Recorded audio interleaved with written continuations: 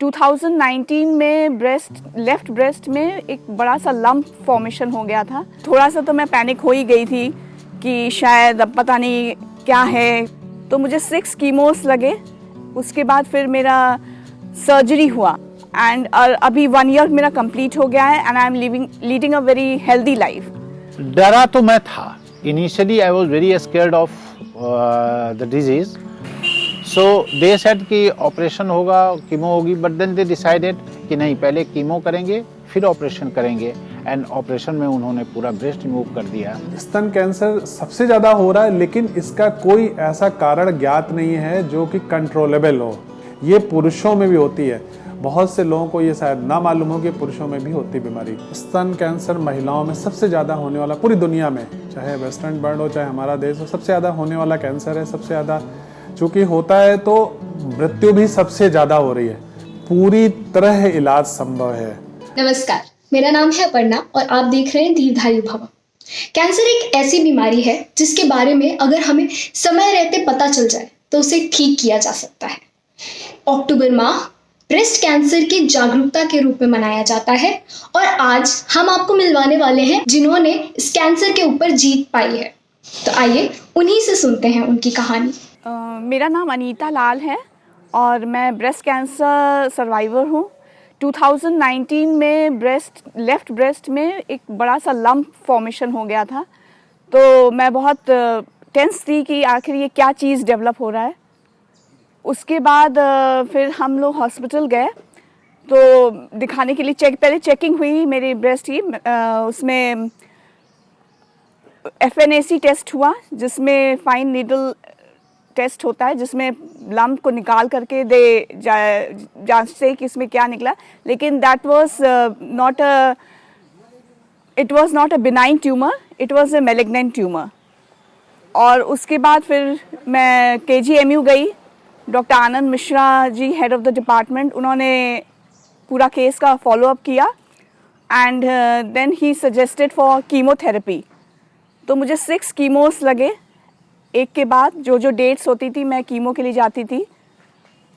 After chemo लगने के बाद फिर जब कीमो मेरा कंप्लीट हुआ उसके बाद फिर मेरा सर्जरी हुआ। That was in the month of August.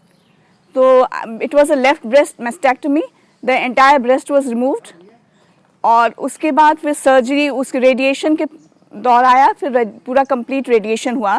तो 16 रेडिएशन मेरे हुए और फिर देन वो जो मेडिकल प्रोसेस था वो मेरा कंप्लीट हुआ। Then I was suggested some medicines and pills which I had to take regularly and अभी 1 ईयर मेरा कंप्लीट हो गया है and I am leading a very healthy life. Cancer कहीं भी, पहली चीज है कि कैंसर क्या है, तो जो हमारे शरीर में एक कोशिकाओं का पुंज है और उन कोशिकाओं से अलग अलग ऑर्गन बने हैं और हर ऑर्गन का अपना एक काम है कि किसी ऑर्गन का कुछ काम है। तो स्तन जो ग्रंथि है ये मुख्यतया बच्चों को फीड कराने के लिए बनी गई। अगर महिलाओं में देखा जाए तो और भी बहुत से काम है। फेमिनिटी का एक कैरेक्टर है, ठीक है, ये एक उनकी सुंदरता की निशानी है, कुदरत ने दी है।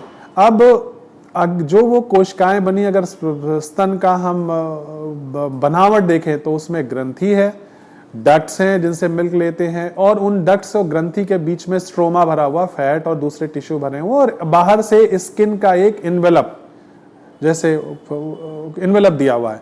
अब क्या है कि वो चूंकि कुछ ना कुछ कैंसर छाती में हर समय, हर माहवारी के साथ हार्मोन के अंडर इन्फ्लुएंस में, जैसे महिलाओं में माहवारी आती है वैसे ही माहवारी के हार्मोन्स के इफेक्ट में बस स्तन में भी कुछ ना कुछ बदलाव चलते रहते हैं पूरे माह।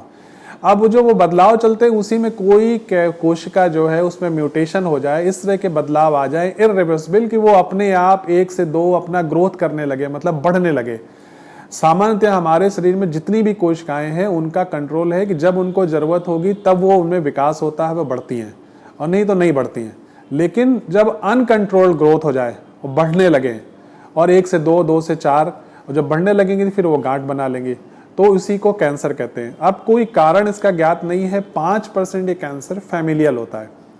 फैमिलियल का मतलब जेनेटिक होता है कि कुछ जीन्स हैं, अगर वो जीन्स किसी में मौजूद हैं तो पूरे जिंदगी में लाइफ टाइम चांस है कि उसको कैंसर होगा ही होगा। 95% महिलाओं में बहुत से और छोटे छोटे कारण हैं, लेकिन कोई ऐसा मुख्य कारण नहीं है जिनको हम कंट्रोल कर सके। तो ऐसी स्थिति में कुछ रिस्क फैक्टर्स होते हैं। रिस्क फैक्टर मतलब कि जिनमें ये जीवन में मौजूद हैं, उनमें ये बीमारी होने की ज़्यादा संभावना है। अब रिस्क फैक्टर्स को हम देखें तो इसमें दो तरह के रिस्क फैक्टर हैं, एक मॉडिफाइबल रिस्क फैक्टर, एक अनमॉडिफाइबल। मॉडिफाइबल क्या है? अनमॉडिफाइबल मतलब क्या है कि ये महिलाओं में होता है, आप जेंडर बदल नहीं सकते।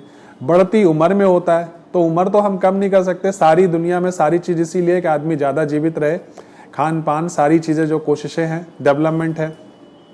जिन महिलाओं को माहवारी जल्दी होती है, माहवारी देर में बंद होती है, जिन महिलाओं में बढ़ती उम्र में बच्चे होते हैं, जो महिलाएं दूध नहीं पिलाती हैं, किसी को एक तरफ कैंसर हुआ है तो दूसरी तरफ होने की ज़्यादा संभावना है। यदि परिवार में स्तन कैंसर या ओवरी का कैंसर हुआ है तो उनमें महिलाएं ज़्यादा होने की संभावना। बचपन में किसी कारण से यदि रेडिएशन दिया गया है चेस्ट वॉल को, तो उनमें ज़्यादा होने की संभावना है।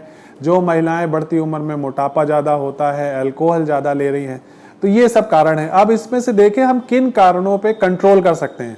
उम्र पे कंट्रोल नहीं है, वुमेनहुड पे कंट्रोल नहीं है, बढ़ती उम्र में बच्चे नहीं होने चाहिए, बच्चों को स्तनपान जरूर कराना चाहिए, बढ़ती उम्र के साथ वजन पे कंट्रोल रखें, वजन पे कंट्रोल के लिए एक्सरसाइज करें, योगा करें, और अल्कोहल ज़्यादा ना लें, स्मोकिंग ना करें। तो ये मॉडिफाइबल फैक्टर्स हैं।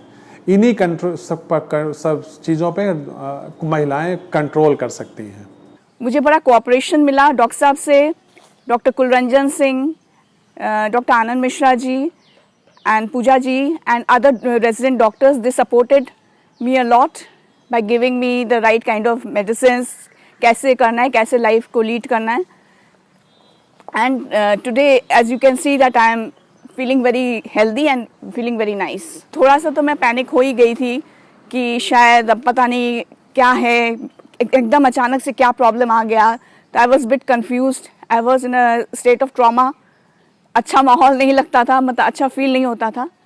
लेकिन जैसे जैसे हम लोगों से मिलते गए या जैसे जैसे हमारा मेडिकल ट्रीटमेंट होता गया with the support of my family, so I got confidence gradually and उस कॉन्फिडेंस से मुझे एक टारगेट गोल की तरफ अचीव करने के लिए हमको मोटिवेट किया।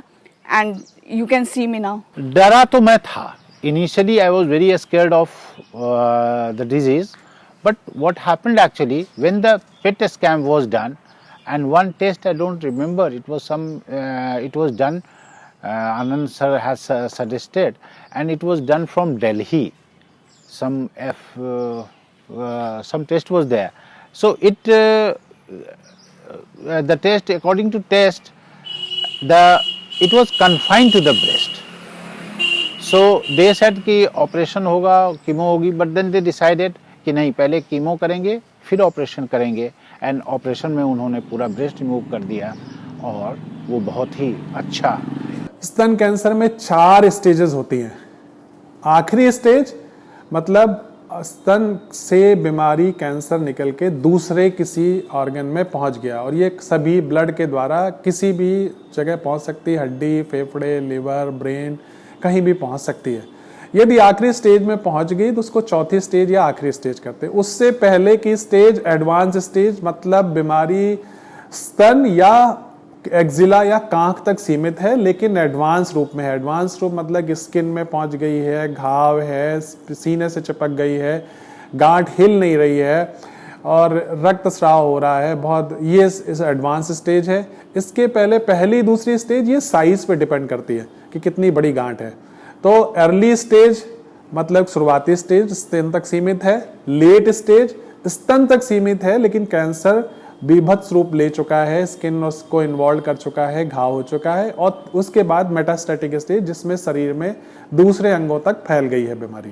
पूरी तरह इलाज संभव है, और इसके लिए मैं केवल इतना कहना चाहूँगा कि हमारे विभाग द्वारा एक Lucknow breast cancer support group बनाया गया जिसमें कि करीब 100 से ऊपर महिलाएं जो कैंसर की लड़ाई को जीत चुकी हैं वो उसकी मेंबर्स हैं, और हर महीने मीटिंग होती है।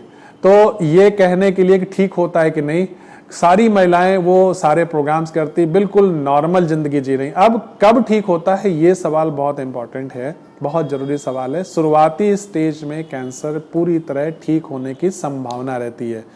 एडवांस स्टेज में कोशिश रहती है, जो हमारा इंटेंशन है हम डॉक्टरों का ट्रीटमेंट का, वो क्योर का ही इंटेंशन है। लेकिन यदि बीमारी दूसरे अंगों तक फैली होती है, जिसको हम मेटास्टेटिस के स्टेज कहते हैं, उस स्टेज में क्योर नहीं हो सकता, ठीक नहीं हो सकती। तो इस जागरूकता अभियान का उद्देश्य ही यही है कि जो महिलाएं एडवांस स्टेज में दिमाग में डालना, और एडवांस स्टेज में हमारे पास ना पहुंचें और वो अर्ली स्टेज पहुंचे, अर्ली स्टेज में हम उनको क्योर कर सकते हैं, पूरी तरह ठीक कर सकते हैं। और ये कैंसर ठीक होने वाला कैंसर है। कुछ न कुछ इलाज, उसके बाद फॉलोअप, सब चीजें सर्वाइवरशिप में ठीक होने के बाद कुछ कुछ चीजें चलती रहती, लेकिन जीवन प्रक्रिया, जीवन जीने की उसमें कोई कमी नहीं होती, ना कोई एनर्जी लेवल कम होता है।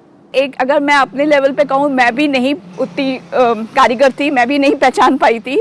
डेवलपमेंट तो उसका बहुत दिनों से हुआ था, लेकिन मैं भी नहीं जान पाई थी। आनंद सर ने बायोप्सी किया and it was very good, and his biopsy मैं तो आज भी रिमेम्बर करती हूँ, जैसे लग रहा है कुछ हुआ ही नहीं, जस्ट एक पिंच ऑफ एंट का जस्ट बाइट टाइप का लगा। मैं तो बहुत डर रही थी कि बायोप्सी में पता नहीं क्या हो जाएगा, कितना मांस निकाल देंगे, but nothing of that sort. It was a very gentle kind, and जैसे मैं ड्रीम करती हूँ कि बहुत अच्छा करते हैं, मतलब जैसे we crave for his hands कि वो फिर से बायोप्सी करें, इस टाइप की फीलिंग आने लगी। तो and it was very good. उनका फाइनल कंफर्म जो हुआ था, वो जब हम मेडिकल, पहले तो वो हुआ क्या कहते हैं मेमोग्राम, फिर FNSC, लेकिन उसके बाद जब बायोप्सी हुआ तो उसमें हो गया कि ये ट्यूमर मैलिग्नेंट है। और जैसा मैं उसके बाद वहाँ मेडिकल कॉलेज ही गया, और मेडिकल कॉलेज में भी मुझे ये एश्योरेंस मिला डॉक्टर साहब से, प्रोफेसर आनंद मिश्रा जो एंडोक्राइन और उसके क्या कहते हैं ब्रेस्ट के हैं, वो हेड हैं।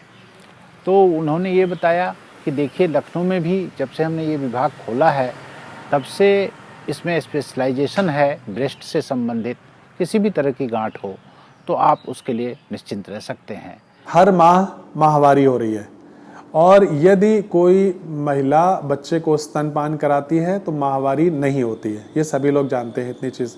अब माहवारी क्यों होती है? क्योंकि हर महिलाओं के जो हार्मोन निकल रहे हैं, उन हार्मोन्स के इन्फ्लुएंस में हम बच्चेदानी की जो लाइनिंग है, वो लाइनिंग मोटी होती है और वहाँ पे ग्लैंड्स डेवलप होती हैं। और उसका उद्देश्य ये है कि यदि ओवम स्पर्म वहाँ पहुँचते हैं तो उनको रिसीव करना और उससे जाइगोट से बच्चे में विकास होना, बच्चा बनना। अब किसी महिला में यदि ये चीज नहीं होती है तो वो 30 दिन बाद वो लाइनिंग अपने आप हार्मोन्स के इफेक्ट से नीचे गिर जाती है, बाहर निकल जाती है, उसको हम ब्लीडिंग कहते हैं। इसी तरह से बच्चेदानी के साथ साथ यही हार्मोन्स स्तन का भी विकास करते हैं और हर माह स्तन में भी बदलाव लाते हैं, इसको हम ब्रेस्ट साइकिल कहते हैं। तो दुनिया यूट्राइन साइकिल या मेंस्ट्रुअल साइकिल तो जानती है, लेकिन ब्रेस्ट साइकिल के बारे में अनभिज्ञ है लोग। तो यही, और जब स्तन में बदलाव हो रहे हैं तो उसमें थोड़े बदलाव, तनाव, गांठें, गठान, दर्द, भारीपन, ये चीज़ें महिलाओं में माहवारी से 10 से 15 दिन आखिरी में देखी गई हैं। हर महिला में ये बदलाव होते हैं, किसी में ज़्यादा होते हैं, किसी में कम होते हैं।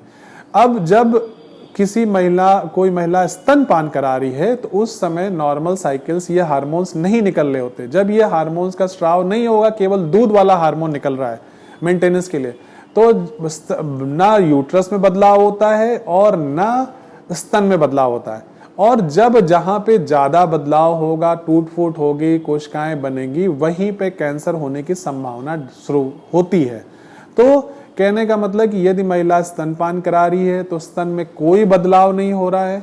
बदलाव क्यों नहीं हो रहा है? क्योंकि महिलाओं में वो हार्मोन नहीं निकल रहे हैं। जब बदलाव नहीं हो रहे हैं तो कैंसर की संभावना कम हो जाती है। तो इस तरह से स्तनपान महिलाओं में स्तन कैंसर से एक तरह से बचाव देता है। 2019 में एक बहुत बड़ा प्रोग्राम हुआ था जिसमें पद्मिनी कोल्हापुरे मैम आई थी and we went for a ramp walk. That programme was very nice. So we just felt like that we are the actor. We are something being chosen, some kind of beauty, pageant queen, And we did a ramp walk over there on the stage. मैं आप सबको ये बताना चाहूँगा कि देखिए स्वयं स्तन परीक्षण एक विधि है, बहुत सिंपल विधि है। हम अपने शरीर के अंगों के बारे में हम स्वयं जानते हैं, और अगर कोई बदलाव होता है मेरे अंग में तो हम उसको तुरंत पहचान जाते हैं। तो हर महीने छाती में, मैंने बताया साइकिल के साथ अभी आपको फिजियोलॉजी समझाई, बदलाव होते हैं। अब इसमें से कुछ बदलाव सामान्य हैं, कुछ असामान्य हो सकते हैं उन्हीं के आड़ में। तो हर महिला को अपना ब्रेस्ट, अपना स्तन माह में एक बार चेक करना चाहिए, माहवारी से 5 से 7 दिन के अंदर में, क्योंकि उस समय ब्रेस्ट फिजियोलॉजिकली डॉक्टरी वाइज सबसे नॉर्मल फेज में होते हैं। अगर कोई वो बदलाव महसूस कर रही हैं, कोई लक्षण महसूस कर रही हैं, गांठ महसूस कर रही हैं, निप्पल से कोई रक्तस्राव देख रही हैं, स्किन में कहीं डिम्पलिंग हो रही है, निप्पल के आसपास कोई घाव हो रहा है, चमड़ी मोटी हो रही है, तो वो अपने डॉक्टर से सलाह लें। एक तो ये चीज़ हो गई कि अपने स्तन को चेक करना है।